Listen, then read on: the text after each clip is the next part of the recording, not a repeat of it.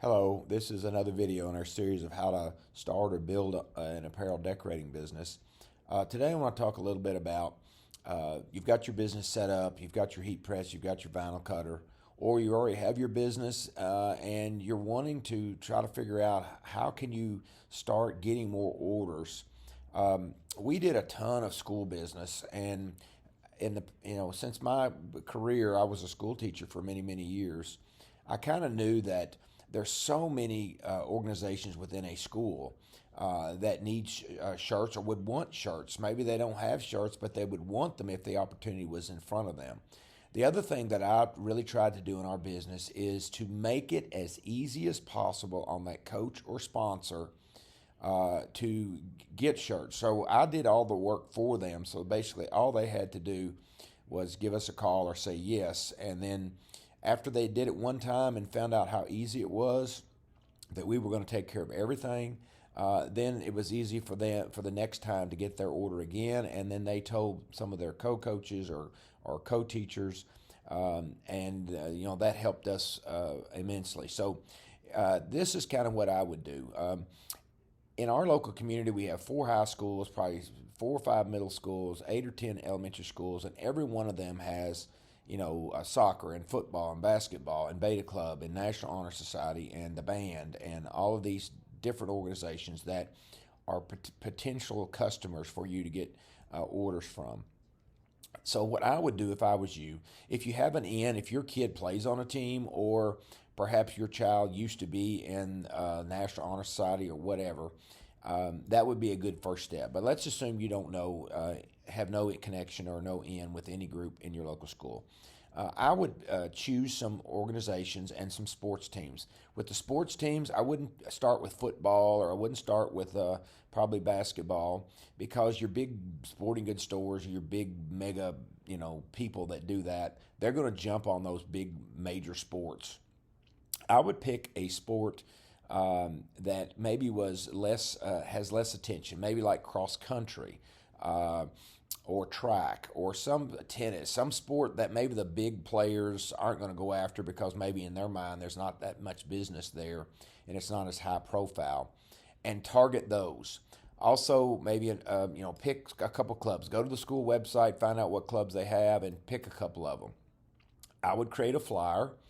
I would go on and create the designs. We did this a lot. We would go on and create a couple of designs and create a flyer, have your flyer already made out, and send an email with the attached flyer and ask the coach or sponsor, hey, we'd love to work with your group.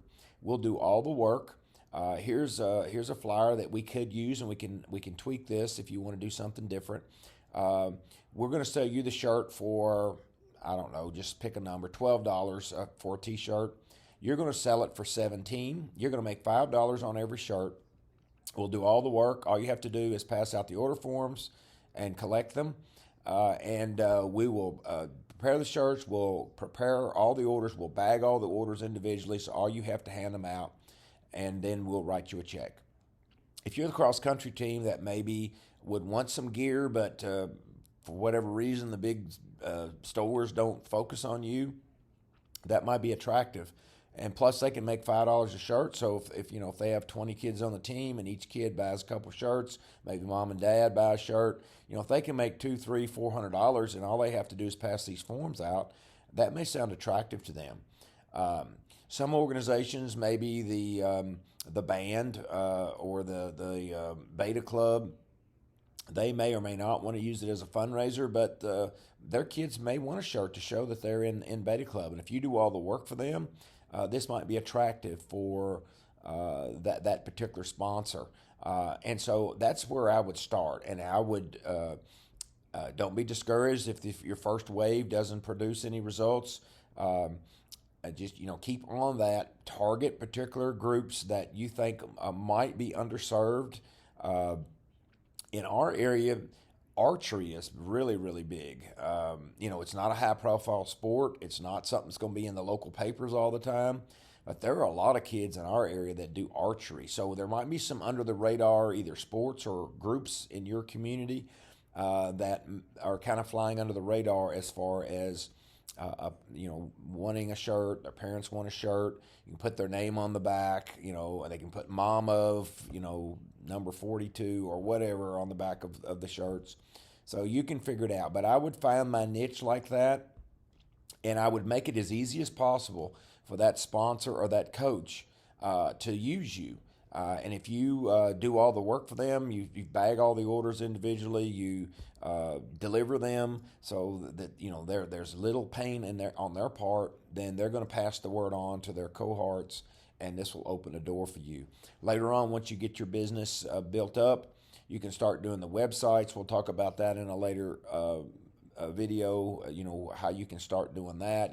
There's cost to that, but our business really, we started out doing order forms and doing it just like I described it, and we built our business, and before long we were doing tons of that. So eventually we purchased software where we could build our own websites, and we purchased another company later on that made it a little bit easier to do. We'll talk about that in a later video, but at first, obviously, you're not going to want to spend a couple $100 a month for the options to do these team stores. But once you build your business up by doing the flyers, then you may want to do that. So that's where I'd start. Hope this helps someone. We'll see you in a later video.